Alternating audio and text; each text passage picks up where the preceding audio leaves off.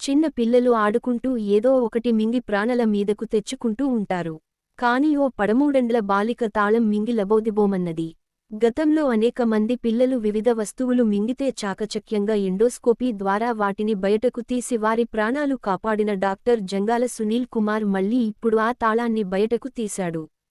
ఖమ్మం జిల్లా సింగరేణి మండలం భాగ్యనగర్ తండాకు చెందిన అమ్ములు నోట్లో తాళం పెట్టుకుని ఆడుతుండగా అది గొంతులోకి జారిపోయింది. డాక్టర్ జంగాల సునీల్ కుమార్ గతంలో ఇలా మింగిన వాటిని బయటకు తీయడంలో ఆరితేరాడు అనే వార్తని చూసిన అమ్ములు కుటుంబ సభ్యులు వెంటనే డాక్టర్ దగ్గరకు తీసుకొచ్చారు. డాక్టర్ ఎండోస్కోపీ ద్వారా తాళాన్ని బయటకు తీసి ఇంత వయసు వచ్చింది తాళం మింగుడు ఎందమ్మా అని కొన్ని మంచి మాటలు చెప్పి పంపించాడు.